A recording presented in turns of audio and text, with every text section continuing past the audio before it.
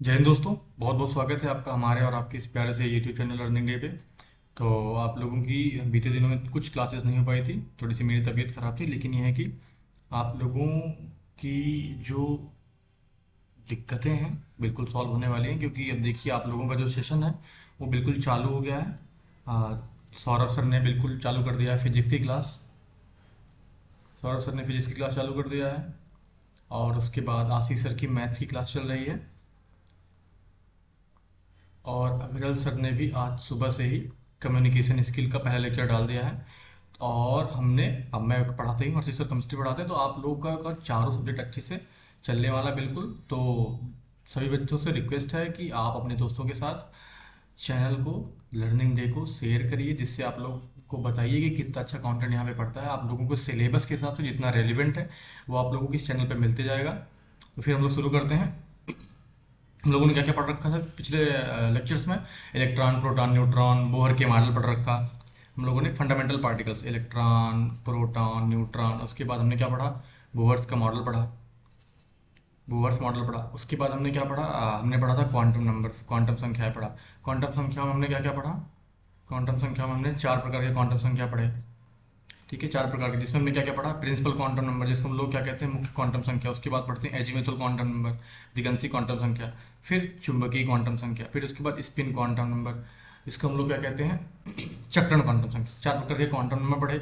उसके बाद हमने क्या पढ़ा? अफबाउ का प्रिंसिपल पढ़ा, अफबाउ का नियम पढ़ा। फिर हमने पाउली एक्सक्लूजन पढ़ा, पाउली का अपवर्जन सिद्धांत पढ़ा। उसके बाद हमने क्या पढ़ा? हुंस रूल पढ़ा, कि इलेक्ट्रॉन्स कैसे भरे जाते हैं किसी भी कक्षक में। पहले ऐसे positive, S equals to plus half. उसके बाद क्या करते हैं? फिर S equals to minus half भरते हैं हम ऐसे। ठीक है, इलेक्ट्रॉन्स को भरने का तरीका हुंस रूल ने बताया। अफबाउ प्रिंसिपल ने बताया कि हम इलेक्ट्रॉनिक विन्यास जब किसी भी तत्व का करते हैं तो उनमें जो ऑर्डर होता है, उनका जो मतलब उनको इलेक्ट्रॉन्स भरते कैसे हैं। पहले 1s में भरा, फिर 2s में भरा, 2p में भरा। ये किस हिसाब से भरते हैं? क्योंकि इनमें क्या होता है? एनर्जी के हिसाब से, इनकी ऊर्जा स्तर के हिसाब से हम इसमें इलेक्ट्रॉन्स भरते हैं। क्लियर हो गया? हमने ये सारी चीज़ें पढ़ लिया। ये छोटा सा रिकैप था जो आप लोगों को अभी तक पढ़ाया गया है।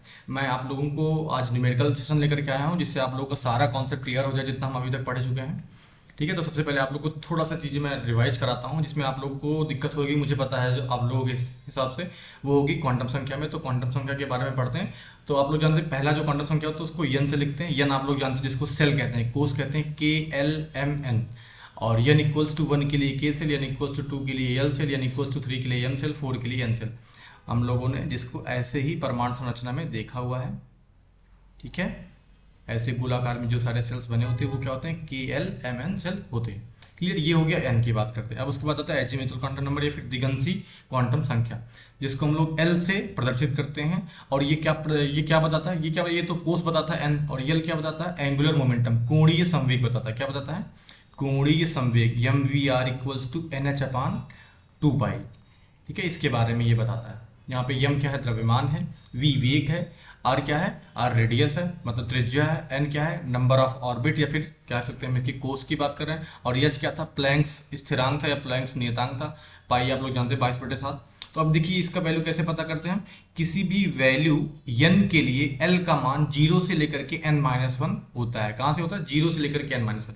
फॉर एग्जाम्पल हम बात करते हैं, हमने एग्जाम्पल ले लिया, यन इक्वल्स टू 2 ले लिया। क्या ले लिया? यन इक्वल्स टू 2 ले लिया। तो यहाँ पे जैसे रखेंगे तो यल का वैल्यू कितना आ जाएगा? यन इक्वल्स टू 2 के लिए यल इक्वल्स टू 0 से लेकर के 2-1 के 1, 0 और 1 हो जाएगा। ठीक है, यन इक्वल्स टू 2 के लिए। क्लियर? 0 और 1 हो जाएगी वैल्यू। अब जैसे अगर आपको यहाँ पे दे दिया गया कि ये 3p3 है, p में 3 इलेक्ट्रॉन भर रखे हैं। अब यहाँ से आपको पूछा जाएगा किसी भी चीज की वैल्यू निकालने के लिए, तो n की वैल्यू यहाँ से क्या आ जाएगी? n की वैल्यू 3 आ जाएगी। और p आप लोग जानते हैं क्या है? p क्या आता है? Yes p। यस के लिए क्या होता है? यस के लिए यल की वैल्यू होती है 0, और p के लिए यल की वैल्यू होती है 1, और d के लिए यल की वैल्यू 2। ऐसे ही जब यहाँ पे p है तो यहाँ पे यल की वैल्यू कितनी हो जाएगी? यल की वैल्यू हो जाएगी 1। और यहाँ पे 3 इलेक्ट्रॉन्स भरे गए हैं, तो 3 इलेक्ट्रॉन की वैल्यू यहाँ पे हो जाएगी। ठीक है, अब ऐसे यम के लिए, यम क्या होता है? चुंबकीय क्वांटम संख्या। किसी यल के लिए यम के मान कहाँ से होते हैं? -L से लेकर के +L तक होते हैं। जैसे हमने यहाँ से यल की वैल्यू निकाल ली, फॉर एग्जाम्पल अभी हम बात कर रहे थे। अब देखिए आप इसको फॉर्मूला बता देते, फिर उसके बाद आपको एक एग्जाम्पल लेकर के समझाते हैं। नंबर ऑफ ऑर्बिटल्स कितने होते हैं? ऑर्बिटल्स मतलब कक्षक। नंबर ऑफ ऑर्बिटल्स मतलब कक्षकों की संख्या, कुल कक्षकों की संख्या कितनी होगी, एन स्क्वायर होगी।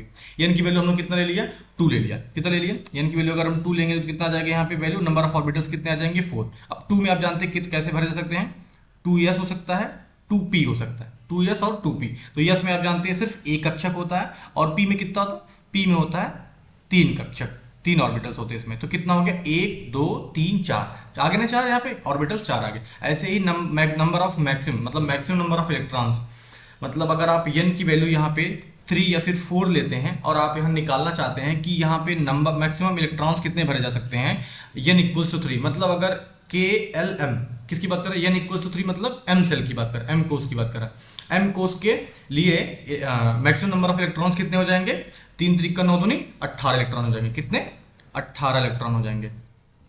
ठीक है, जैसे हम लोगों ने कॉन्फ़िगरेशन में पढ़ रखा है 2 8 18। अब देखिए मैं आपको यहाँ पे अच्छे से एग्जांपल्स लेकर के समझाता हूँ, एक एक चीज एग्जांपल। हमने ले लिया 3s2, ठीक है। अब यहाँ से n की वैल्यू कितनी है, जो इस यहाँ पे स्टार्टिंग में आपको दे रखा होगा वही n की वैल्यू बताता है, ठीक है। 3 दिया है तो n की वैल्यू कितनी हो जाएगी, 3 हो जाएगी, क्लियर। और यहाँ पे अगर 4s2 दिया हो तो n की वैल्यू कितनी हो जाएगी, 4। n की कॉन्सेप्ट क्लियर हो गया। अब देखते हैं यस के लिए क्या होगा, यस के लिए l की वैल्यू हो जाएगी 0, p के लिए 1, d के लिए 2 और f के लिए 3। ये कॉन्सेप्ट क्लियर हो गया, दो चीज। अब तीसरा क्या है, ये तो इलेक्ट्रॉन्स भर रखे हैं यहाँ पे, क्लियर। यही सारे कॉन्सेप्ट यहाँ पे आपको होते हैं। अब जैसे यहाँ पे पूछ लिया हमको कि क्या बताया था कि आपको हमने, नंबर ऑफ ऑर्बिटल्स कितने होते हैं, n स्क्वायर होते हैं, और m की वैल्यू कितनी होती है, -l से लेकर के +l। अब यहाँ पे n इक्वल्स टू 3 के लिए हमको l कितना पूछा, l कितना आएगा, यहाँ पे s ऑर्बिटल था तो l की वैल्यू कितनी आ जाएगी, 0 आ जाएगी। l की वैल्यू अगर 0 है तो m की वैल्यू भी कितनी हो जाएगी, 0 हो जाएगी, क्योंकि l इक्वल्स टू, l से क्या होता है, l कहाँ से होता है, 0 से लेकर के n-1 तक, 0 से लेकर के n-1 तक होता है l की वैल्यू। अगर n की वैल्यू यहाँ पे 3 है तो l की वैल्यू क्या आ जाएगी, n की वैल्यू अगर 3 है, मैं 0 के एग्जांपल दे बता रहा था आपको, अगर n की वैल्यू यहाँ पे 3 है तो l की वैल्यू 0 से लेकर के कितनी हो जाएगी, 2 तक हो जाएगी, 0 से लेकर कितनी हो जाएगी, 2 तक हो जाएगी, क्लियर। अब उसके बाद हम बात करते हैं मैक्सिमम नंबर ऑफ ऑर्बिटल्स की बात कर रहे थे। ऑर्बिटल्स कैसे पता करते हैं, ऑर्बिटल्स कक्षक की बात कर रहे हैं, मैक्सिमम नंबर ऑफ ऑर्बिटल्स, कक्षकों की संख्या। कक्षकों की संख्या कितनी हो सकती है, इसके लिए फॉर्मूला क्या था, n स्क्वायर। अब n की वैल्यू हमने सपोज कर लिया, कितना ले लिया, n की वैल्यू यहाँ पे 3, कितनी थी, 3, तो कितना हो जाएगा, 3 3 का 9, मतलब टोटल यहाँ पे कितने ऑर्बिटल्स बन सकते हैं, 9 ऑर्बिटल्स बन सकते हैं। अगर ये अंतिम कॉन्फ़िगरेशन का अंतिम इलेक्ट्रॉन अगर 3s2 में भरा जाता है तो मैक्सिमम नंबर ऑफ ऑर्बिटल्स किसी विन्यास के लिए वो कितने होंगे, 9 होंगे। अभी मैं आपको क्वेश्चन कराते जाऊंगा तो आपका सारा कॉन्सेप्ट क्लियर होते चला जाएगा, ठीक है। तो सबसे पहला क्वेश्चन आप लोगों के सामने ये रहा। आज आपको क्वेश्चन करने के बाद ये भरोसा हो जाएगा कि मेरे लिए परमाणु संरचना का कोई भी क्वेश्चन, चाहे वो थ्योरेटिकल हो चाहे वो न्यूमेरिकल क्वेश्चन हो, मैं बिल्कुल फोड़ दूंगा, बिल्कुल दिक्कत होने वाली नहीं है आपको, ये मैं आपको भरोसा दिलाता हूँ, क्योंकि आपने थ्योरी पढ़ी रखा होगा तो बिल्कुल दिक्कत होने वाली आपको नहीं। एक तत्व का परमाणु क्रमांक कितना है, 30 है। बेसिक सा क्वेश्चन है, बहुत आसानी से आप लोग कर सकते हैं। पहले आप लोग भी ट्राई कर सकते हैं 5 सेकंड रोक करके वीडियो। और उसका द्रव्यमान 66 है। आप लोग अगर करते रहेंगे, मतलब मस्ती से पढ़ाई करिए, बिल्कुल एकदम झूम झूम के पढ़ाई करिए। पढ़ाई कर स्ट्रेस मत दीजिए कि भाई मुझे ये पढ़ना है वो पढ़ना है, चिंता करके पढ़ाई नहीं होती है। और उसका द्रव्यमान संख्या कितना है, 66 है। तो उसके परमाणु में कितने प्रोटॉन तथा न्यूट्रॉन होंगे, इसका इलेक्ट्रॉनिक विन्यास भी करके बताइए। पहले आपको प्रोटॉन और न्यूट्रॉन बताना है, फिर उसके बाद इसका इलेक्ट्रॉनिक विन्यास भी करके बताना। देखिए दोनों कॉन्सेप्ट यहाँ पे क्लियर हो जाएगा। परमाणु क्रमांक कितना है, 30। तो 30 आप लोग जानते हैं किसका होता है, जिंक का होता है। और इसका द्रव्यमान कितना दिया है, 66। अब हमको फॉर्मूला क्या पता है कि द्रव्यमान संख्या, एटॉमिक मास मतलब द्रव्यमान संख्या बराबर या फिर मास नंबर बराबर क्या होता है, number of proton plus number of neutron हो जाएगा। क्या हो जाएगा, number of proton plus number of neutron हो जाएगा। यहाँ से क्या पूछा था हमको, यहाँ पे प्रोटॉन तथा न्यूट्रॉन की संख्या पूछा था। तो प्रोटॉन कैसे होता है, आप जानते हैं कि एटॉमिक नंबर बराबर number of electron equals to number of proton. ZEP आप लोग बिल्कुल याद लिखिए, या फिर जीप से जेप से जैसे करके आप लोग याद कर सकते हैं।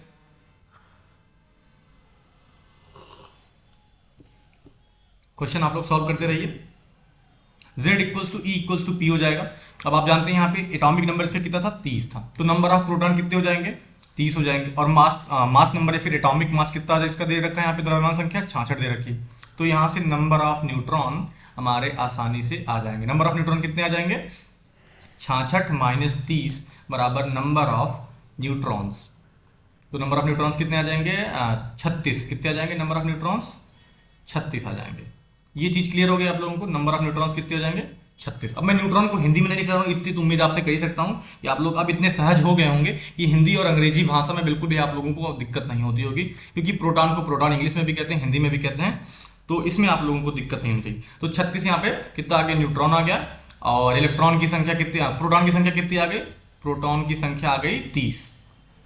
प्रोटॉन आ गया 30 और न्यूट्रॉन आ गया 36। पहला पार्ट तो क्लियर। अब इसका क्या करना है ना, हमको इलेक्ट्रॉनिक विन्यास करना है जिंक का। जिंक का क्या करना है? इलेक्ट्रॉनिक विन्यास। यहाँ पे हम लोग करते हैं किसका? जिंक है, सॉरी, जिंक का हमको क्या करना है? इलेक्ट्रॉनिक विन्यास 30।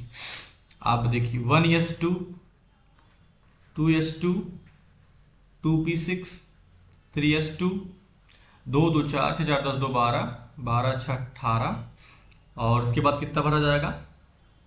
3p6 और 3d10 4s2। ठीक है, यही इसका इलेक्ट्रॉनिक कन्फिग्रेशन, इसका इलेक्ट्रॉनिक विन्यास यही होगा। 2 2 4 6 4 10 2 12 6 18 10 28 2 30।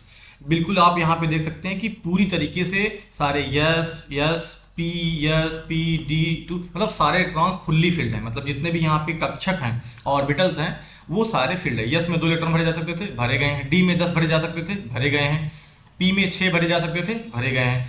आप देख सकते हैं कि ये फुल्ली फिल्ड कॉन्फ़िगरेशन है, फुल्ली फिल्ड इसका इलेक्ट्रॉनिक विन्यास है। तो ये सबसे स्टेबल कॉन्फ़िगरेशन होगा। क्या होगा? ये स्थिर विन्यास होगा। और अगर आप इसको लिखना चाहें KLMN, मतलब अगर आपसे पूछा जाए कि KLMN कोषों में कितने इलेक्ट्रॉन्स भरे गए हैं, तो उसका भी तरीका होता है। आप लोग जानते हैं कि पहले में कितना भरा जाता है? 2। अब K का मतलब N की वैल्यू 1 की बात कर रहा हूँ। 1 वाले में कितने इलेक्ट्रॉन भरे गए? वो 2। अब L कितना है? L का मतलब होता है N की वैल्यू 2। अब देखिए 2 में S भी है, 2 के पास P भी है, S ऑर्बिटल भी 2 के साथ है और 2 के साथ P ऑर्बिटल भी है कक्षक। तो इसमें कितने इलेक्ट्रॉन भरे गए? 6 2 8 इलेक्ट्रॉन भरे गए। कितने इलेक्ट्रॉन भाई? 6 2 8 इलेक्ट्रॉन भरे गए। आप लोग एकदम मतलब ध्यान से देखिए, बिल्कुल एकदम मतलब मक्खन जैसा क्लियर होना चाहिए। और 3 की बात करते हैं तो 3 में कितने इलेक्ट्रॉन भरे गए हैं?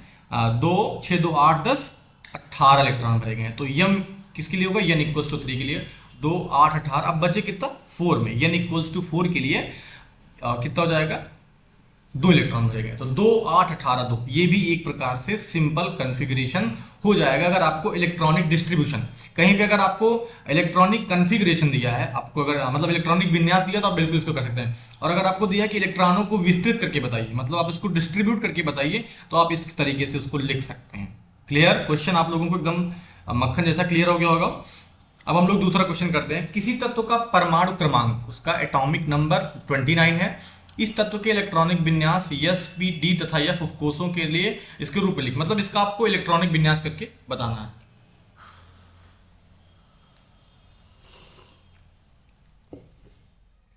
मेरे प्यारे दोस्तों, जल्दी से आप लोग, भाइयों बहनों, पापा की परियों, माओ के बेटों, सभी लोग जल्दी से करके बताइए किसी तत्व का परमाणु क्रमांक 29 है। मैं आप लोग को 5 से 10 सेकंड का टाइम देता हूं, तो आप लोग बिल्कुल रुक करके करा करिए। मैं रुक भी जाता हूं 5 सेकंड 10 सेकंड। तो 29 आप लोग जानते हैं किसका होता है? कॉपर का होता है। किसका होता है? कॉपर का होता है। अब कॉपर का हमको क्या करना है? इलेक्ट्रॉनिक विन्यास करना है। आप जानते हैं कि ये एक तरीके से क्या होता है? अपवाद होता है। अगर आप लोगों ने क्वेश्चन कर रखा हो, क्या होता है? क्रोमियम और कॉपर दोनों क्या होते हैं? अपवाद के तरीके से लिए जाते हैं।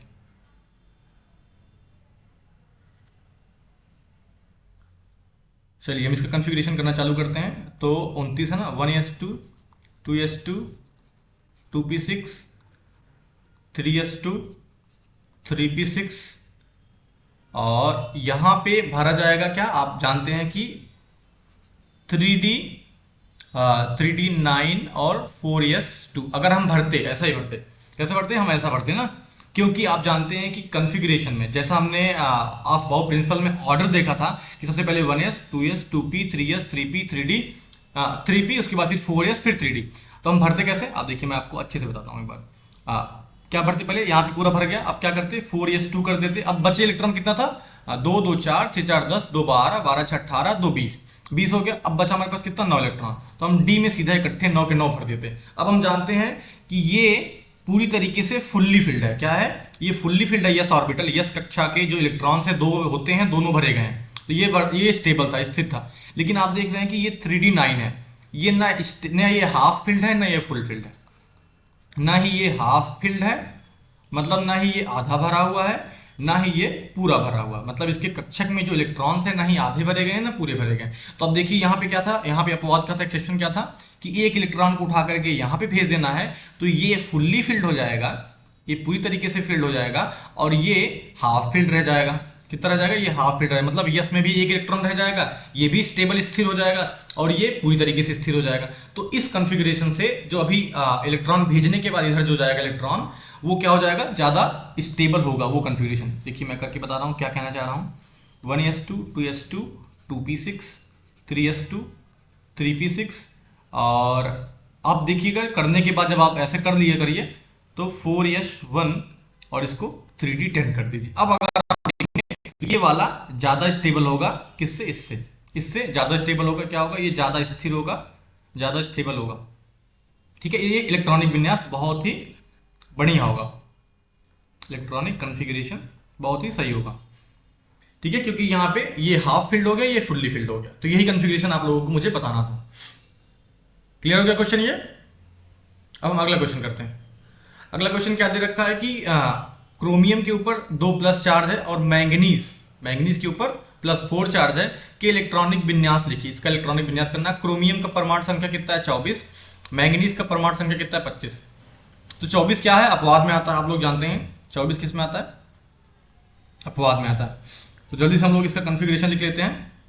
इसका क्या हो जाएगा, 2 8 8 2 10 10 13 10 23 1 24, 2 8 13 ऐसे होगा। हम इसको लिखते हैं उसमें 1s2 में 1s2 2s2 2p6 3s2 3p6, और उसके बाद आ जाएगा हम इसको कैसे लिखते, 4s2 लिखते, उसके बाद क्या लिखते, 3d4 लिखते, यही लिखते हैं कॉन्फ़िगरेशन। अगर हम करते तो यही करते इसका। ठीक है, लेकिन आप जानते हैं यहाँ पे अपवाद होता है। अपवाद क्या होगा, जस्ट इसको उठा के यहाँ पे भेज देना है, तो क्या बन जाएगा, ये बन जाएगा 1s2 2s2 2p6 3s2 3p6 4s1 और 3d5। ये भी हाफ फील्ड हो गया, ये भी हाफ फील्ड हो गया, तो ये बेस्ट हो जाएगा, ये इससे कम बेस्ट होगा। मतलब ये जान लीजिए तरीके से इसको करना ही नहीं, ये बेकार सा होगा। ठीक है, ये कॉन्फ़िगरेशन स्टेबल नहीं होगा, ये क्या होगा, ये एक अनस्टेबल कॉन्फ़िगरेशन होगा, अस्थिर होगा। अब यहाँ पे पूछ क्या रहा है, Cr2+, इसमें से क्या हो रहा है, 2 इलेक्ट्रॉन निकल रहे हैं। क्या हो रहे हैं, 2 इलेक्ट्रॉन निकल रहे हैं, और आप जानते हैं एक इलेक्ट्रॉन निकलेंगे कहाँ से, पहले एक इलेक्ट्रॉन यहाँ से निकलेगा, फिर एक इलेक्ट्रॉन यहाँ से निकलेगा। ये क्या बन जाएगा, 2, 8, 12, 12 2, 8, 12 12 8 20 2 22, 2 इलेक्ट्रॉन निकल जाएंगे। अब इसका कॉन्फ़िगरेशन क्या होगा, इसका कॉन्फ़िगरेशन हो जाएगा 1s2 2s2 2p6 3s2 3p6, उसके बाद आएगा 3d4। आप जानते हैं, अब देखिए यहाँ पे हमने कॉन्फ़िगरेशन कैसे किया था, 4s2 3d5। आप जानते हैं कि पहले इलेक्ट्रॉन किस में भरे जाएंगे, पहले इलेक्ट्रॉन भरे जाएंगे 4s में, उसके बाद फिर कहाँ भरे जाएंगे, 3d में भरे जाएंगे। अब देखिए इलेक्ट्रॉन निकालने का तरीका क्या होगा कि आप जानते हैं n = 4, तो सबसे दूरी भी कौन सा होगा, 4 वाला ही होगा। तो सबसे पहले इलेक्ट्रॉन कहाँ से निकलेंगे, अगर आप कॉन्फ़िगरेशन से इलेक्ट्रॉन निकालना चाहते हैं तो एक इलेक्ट्रॉन यहाँ से निकल जाएगा, एक इलेक्ट्रॉन यहाँ से निकल जाएगा। ठीक है, और अगर आप करना चाहें तो 2 8 12 को भी ऐसे इलेक्ट्रॉन निकालने के बाद आसानी से यहाँ से कर सकते हैं, 1s2 2s2 2p6 3s2 3p6 3d4, क्योंकि 4s से 2 इलेक्ट्रॉन निकल गए, एक इलेक्ट्रॉन कहाँ से निकल गया, यहाँ से निकल गया। ठीक है, 2 इलेक्ट्रॉन निकल गए, तो कितना आ गया, ये Cr2+ का आ गया। ये ऐसे आप लोग को मैंगनीज का मैं बताता हूँ। मैंगनीज का कितना होता है, परमाणु संख्या 25 होता है। कितना होता है, 25। आप लोग अब कॉन्सेप्ट समझ ही गए होंगे, मैं डायरेक्ट कॉन्फ़िगरेशन लिख देता हूँ 1s2, क्योंकि अब इसके बाद आप लोगों को क्वांटम संख्या वाले क्वेश्चंस कराने, 1s2 2s2 2p6 3s2 3p6 3d5 और 4s2, क्या हो जाएगा, 3d5 4s2 हो जाएगा। ये कॉन्फ़िगरेशन किसका होगा, ये किसका होगा, ये मैंगनीज का होगा। किसका होगा, मैंगनीज का मैंने लिखा। अब यहाँ से क्या कर देना है, यहाँ से बस आपको 2 इलेक्ट्रॉन्स निकाल देने हैं। क्या करते हैं, 2 इलेक्ट्रॉन्स निकाल देने हैं। 2 इलेक्ट्रॉन्स कहाँ से निकलेंगे, Mn4+ था, Mn4+ था। अगर 2 इलेक्ट्रॉन निकालने होते तो कहां से निकालते हैं हम, 4s से निकालते। कहां से निकालते, 4s से निकालते। अब हमको कितने इलेक्ट्रॉन निकालने, 4 इलेक्ट्रॉन निकालने, तो ये दोनों इलेक्ट्रॉन चले जाएंगे और यहां से 2 इलेक्ट्रॉन चले जाएगा, और बनेगा क्या फिर, ये बन जाएगा 3d3 बन जाएगा। क्या बन जाएगा? 3d3। क्लियर हो गया? 1s2 2s2 2p6 3s2 3p6 3d3। 2 2 4 6 4 10 2 12 6 18 3 21। इसका कितना होता है? 25। 25 में से 4 गए, कितना आ गया? 21 इलेक्ट्रॉन। 21 इलेक्ट्रॉन का यहाँ पे कन्फिग्रेशन दे रखा है, यहाँ पे विन्यास आपको कर रखा है। क्वेश्चन क्लियर हो गया? अब अगला क्वेश्चन करते हैं। अगला क्वेश्चन क्या है? कोबाल्ट 27 का इलेक्ट्रॉनिक विन्यास लिखिए एवं उसमें उपस्थित अयुग्मित इलेक्ट्रॉनों की संख्या बताइए। मतलब आपको क्या करना है, कक्षक में इलेक्ट्रॉनों को पहले आप कॉन्फ़िगरेशन विन्यास कर लीजिए, उसके बाद जो अंतिम में जहां पे इलेक्ट्रॉन गए हुए हैं उनका आपको क्या करना है, विन्यास करना है। विन्यास करने के बाद आपको देखना है कि उसमें कितने पेयर्स खाली, मतलब उसमें पेयर कितने नहीं बने।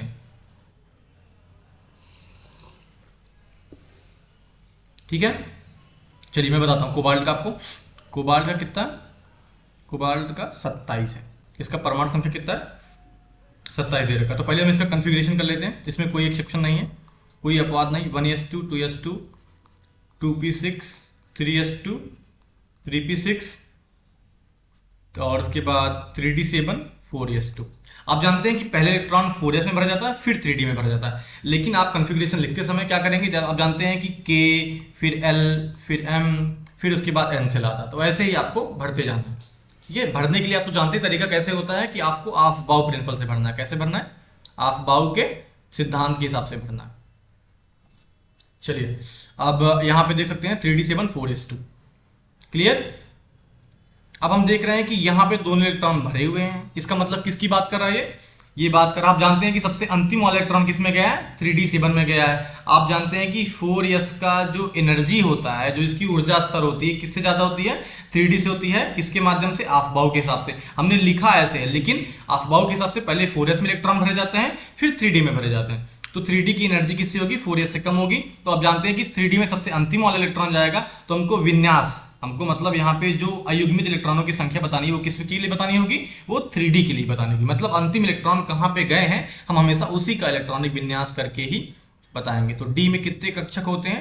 5 कक्षक होते हैं। तो 5 कक्षक में कितने इलेक्ट्रॉन भरे जा सकते हैं? मैक्सिमम 10। यहाँ पे कितने हैं? 7। 1 2 3 4 5 6 7। आप देख सकते हैं कि 2 का पेयर बना हुआ है, 2 का 2 पेयर हो गए, 2 युग्म बन गए, जबकि यहाँ पे 3 इलेक्ट्रॉन्स के पेयर नहीं है। अब यही पूछा था कि उसमें उपस्थित अयुग्मित इलेक्ट्रॉनों की संख्या बताइए, तो कितना हो जाएगा? अयुग्मित इलेक्ट्रॉनों की संख्या बराबर 3। Question clear? क्वेश्चन बहुत ही आसान था, मतलब एकदम तुच्चा सा क्वेश्चन, मतलब कह सकते हैं कि 1 रुपए की टॉफी वाले की तरह क्वेश्चन था। ठीक है, अब अगला क्वेश्चन करते हैं। अगला क्वेश्चन क्या? सोडियम का परमाणु क्रमांक 11 है, इसके अधिकतम ऊर्जा वाले इलेक्ट्रॉन की चारों क्वांटम संख्याएं लिखिए। अधिकतम किसकी बात कर रहा है? वही देखिए, ऑफ बाउ की बात कर रहा है। अधिकतम लिख दिया, मतलब किसकी बात कर? ऑफ बाउ सिद्धांत की बात कर रहा है। ऑफ बाउ सिद्धांत ने ही ऊर्जा स्तरों के हिसाब से इलेक्ट्रॉनों को भरने का तरीका दिया था, किसमें? कक्षकों में। ठीक है, जिसके हिसाब से हम लोग इलेक्ट्रॉनिक विन्यास किसी भी तत्व का करते हैं। तो 11 का क्या होगा? सोडियम का कितना होता है? 11 होता है। कितना होता है? सोडियम का कॉन्फ़िगरेशन करेंगे हम आसानी से। 1s2 2s2 2p6 3s1। 2 2 4 6 4 10 1 11 electron हमने आसानी से यहाँ पे भर दिए। अब हम देख सकते हैं कि सबसे अंतिम वाला इलेक्ट्रॉन कहाँ पे गया है? 3s1 में गया है। कहाँ पे गया है? 3s1 में गया। अब देखिए यहीं से आपका सारा कॉन्सेप्ट क्वांटम संख्या वाला क्लियर हो जाएगा, क्योंकि आपको यहाँ पे चारों क्वांटम संख्या निकालने के लिए बोला है। तो n की वैल्यू तो आप सीधा दे सकते हैं, n की वैल्यू 3, क्योंकि तीसरे वाले सेल में इलेक्ट्रॉन्स गए हुए हैं, और भी किसमें गए हैं? यस ऑर्बिटल में। यस ऑर्बिटल के लिए आप जानते हैं, यस कक्षक के लिए यल की वैल्यू कितनी होती है? 0। कितनी होती है? यल की वैल्यू 0। अब आप जानते हैं यल की वैल्यू 0 किसके लिए? यल की वैल्यू 0 होगी, तो आप जानते हैं यल की वैल्यू 0 के लिए एम की वैल्यू भी 0 हो जाती है। यल की वैल्यू 0 के लिए एम की वैल्यू 0 हो जाती है। ठीक है, जैसे हम लोगों ने फार्मूला पढ़ा था, क्या होता है? यम की वैल्यू कैसे निकालते हैं? -l से लेकर के +l तक, -l से +l तक की जो वैल्यू होगी वही होगी। तो यहाँ पे 0 रखेंगे तो 0 ही आना है। ठीक है, इस फॉर्मूले से क्लियर हो गया। आपने n की वैल्यू निकाल लिया, आपने l की वैल्यू निकाल लिया, m की वैल्यू निकाल लिया। ये हो गया प्रिंसिपल मुख्य क्वांटम संख्या, दिगंती क्वांटम संख्या, और उसके बाद चुंबकीय क्वांटम संख्या। अब चौथा आता है स्पिन। स्पिन के लिए आप जानते हैं कि 2 ही वैल्यू होती है, +-½ अब आप देख रहे हैं कि यहाँ पे एक ही इलेक्ट्रॉन भरे गए हैं, और हमने जैसा कि आपको बता रखा है कि किसी भी कक्षक में इलेक्ट्रॉन भरने का कैसा तरीका होता है कि एक इलेक्ट्रॉन सबसे पहले ऐसे भरते हैं इधर वाले स्पिन में, फिर उसके बाद दूसरा इलेक्ट्रॉन ऐसे भरते हैं। तो यहाँ पे एक ही इलेक्ट्रॉन है, एक इलेक्ट्रॉन यहाँ से हम क्या कर देंगे, रिमूव कर देंगे। तो आप ये देख सकते हैं यस की वैल्यू यहाँ से आ जाएगी +½ कितनी आ जाएगी, +½ आ जाएगी। क्लियर हो गया क्वेश्चन आप लोगों को, +½ यहाँ से वैल्यू इसकी आ जाएगी। यहाँ से आपको चारों क्वांटम संख्या ऐसे ही आपको देखना है कि सबसे अंतिम किस कक्षा में इलेक्ट्रॉन, मतलब किस कक्षक में इलेक्ट्रॉन्स जा रहे हैं। आपको पहले इलेक्ट्रॉनिक विन्यास किसी भी तत्व का कर लेना है। करने के बाद बस आपको देखना है कि इलेक्ट्रॉन्स कहाँ जा रहे हैं। जाने के बाद आपको वहां से n की value, principal quantum number, shell आपको पता चल जाएगा कोष किस में गया है। और यहाँ से जिसमें s p d f किसी में भी इलेक्ट्रॉन्स गए होंगे तो आप वहां से इसकी वैल्यू निकाल सकते हैं। जैसा आप लोग जानते हैं 0 1 2 3 s p d और f के लिए होता है। और उसके बाद यहाँ पे क्या है, आप यल की वैल्यू जैसे निकालेंगे फिर उसके बाद इस फॉर्मूले से m की वैल्यू निकाल लेंगे। और यस की वैल्यू आप लोग जानते हैं कि +½ -½ होता है। अब देखते हैं क्वेश्चन और बचा, हाँ एक क्वेश्चन और बचा हुआ है, उसके बाद हम देखते हैं। एक तत्व परमाणु क्रमांक 21 है, कितना 21 है, कि अंतिम डाले गए इलेक्ट्रॉन के लिए चारों क्वांटम संख्याओं के मान ज्ञात कीजिए। अंतिम डाले गए इलेक्ट्रॉन मतलब सेम चीज वही बोल रहा है कि अंतिम कक्षा, मतलब इलेक्ट्रॉन सबसे अंत में, मतलब अंतिम वाला इलेक्ट्रॉन। जैसे 21वां इलेक्ट्रॉन किस कक्षा में, मतलब किस कक्षा में किस कक्षक के पास गया, पहले आपको यही पता करना। तो 21 किसका होता है, 21 किसका होता है, 21 होता है पोटेशियम का। किसका होता है, नहीं पोटेशियम का नहीं होता, अर्क का किसका होता है, स्कैंडियम का होता है। किसका होता है, स्कैंडियम, शक्ति व कर, ठीक है। किसका होता है 21 किसका होता है, स्कैंडियम का होता है। स्कैंडियम के लिए हम क्या करेंगे, स्कैंडियम के लिए कॉन्फ़िगरेशन हम लिखना चालू करेंगे। 1s2 2s2 2p6 3s2 3p6 3d1 4s2, ठीक है। 2 2 4 6 4 10 2 12 6 18 1 19 तो 21। पहले हमने 4s में 2 इलेक्ट्रॉन भर लिए, बचा एक इलेक्ट्रॉन, तो एक इलेक्ट्रॉन उठा करके 3d में डाल दिए। अब हम देख रहे हैं कि सबसे अंतिम वाला इलेक्ट्रॉन कहां पे जा रहा है, 3d में जा रहा है, नियम के हिसाब से, अफबाउ के नियम के हिसाब से। अब देखिए जहां पे भी आप विन्यास करेंगे आपको अफबाउ नियम लगाना है। अफबाउ नियम जैसे आपने लगाया वैसे ही आपको तुरंत यहाँ पे क्वांटम संख्या वाला नियम लगाना है। आपको पूछा क्या था, चारों क्वांटम संख्या पूछा था, n की वैल्यू तो आ गई 3, क्वांटम संख्या आपको सबसे पहले मिल गया। अब d के लिए क्या करेंगे आप, s के लिए 0 l की वैल्यू, और p के लिए 1, d के लिए क्या हो जाएगी, l की वैल्यू हो जाएगी 2, d के लिए l की वैल्यू हो जाएगी 2। मतलब इस क्वांटम संख्या यहाँ पे क्या आ जाएगी, इस विन्यास के लिए, इस 3d1 कॉन्फ़िगरेशन के लिए, 3d1 विन्यास के लिए यल की वैल्यू आ गई 2। यल की वैल्यू जैसे 2 आ गई तो यम की वैल्यू कैसे निकालेंगे, यम की वैल्यू हो जाएगी -l से लेकर के +l तक। तो प्लस कितने आ गए, +2 आई है। तो +2 के लिए जानते हैं तो -2 से लेकर के -2 -1 0 भी इसमें आता है, 1 2, इतनी वैल्यूज आ जाएंगी यम की, -2 -1 0 1 2, ठीक है। यम की वैल्यू कितनी आ गई, -1 -2 -1 0 1 2।